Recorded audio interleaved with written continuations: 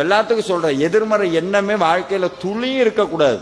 நடக்குமா நடக்காதா சந்தேகம், நடக்கும்டா, நடக்கலையா முருகன் எடுத்துக்கிட்டேன் அவ்வளவுதான், விட்டுரு, அடுத்த வேலைக்கு போயிடணும்.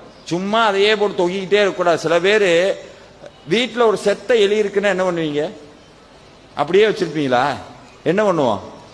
தூக்கி போட்டுருவோம். ஒருத்தன் வீட்டுக்கு வந்திருக்கான், எலி செத்து போச்சு, செண்டு அடிச்சிருக்காங்க வீட்டை சுத்தி, எங்க கிடக்குன்னு தெரியல, செண்டு அடிச்சிருக்காங்க நல்லா படபட படபடன்னு.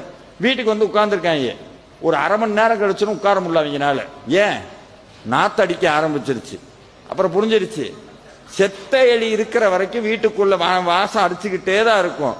நம்மளுடைய கடந்த கால வாழ்க்கையும் கடந்த கால எண்ணங்களும் செத்த எலிதான். அதை உள்ள சுமந்துகிட்டு இருக்கிற வரைக்கும் நாத்த அடிச்சுக்கிட்டே தான் இருக்கும். எப்ப தூக்கி அப்படி வீசுறமோ அப்பவே வாழ்க்கை சந்தோஷமா இருக்கும்.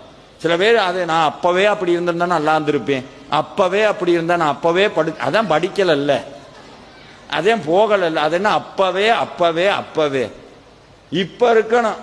அதுக்கு என்ன பண்ணணும்?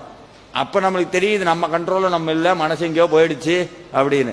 அப்ப அதை பிடிச்சி இழுக்கணும்னா ஒரு கயிறு இருந்தா பத்தாது. இந்த மாடு பார்த்திருக்கீங்களா? மூக்கணாங்கயிறு போட்டு ஜல்லிக்கட்டு மாடு ஓடும் போது பிடிச்சிங்கன்னா என்ன ஆகும்? உங்களை சேர்த்து இழுத்துக்கிட்டு போயிடும். ஆனா என்ன பண்ணணும்? போற மாதிரி போய் அது போற வரைக்கும் அப்படியே கைத்தை பிடிச்சி அது கூடயே போய் ஸ்லோவாகும் போது. எல்லாத்துக்கும் சொல்ற எதிர்மறை எண்ணமே வாழ்க்கையில துளியும் இருக்கக்கூடாது. நடக்குமா நடக்காதா சந்தேகம், நடக்கும்டா, நடக்கலையா முருகன் எடுத்துக்கிட்டேன் அவ்வளவுதான், விட்டுரு, அடுத்த வேலைக்கு போயிடணும். சும்மா அதையே போட்டு தொகி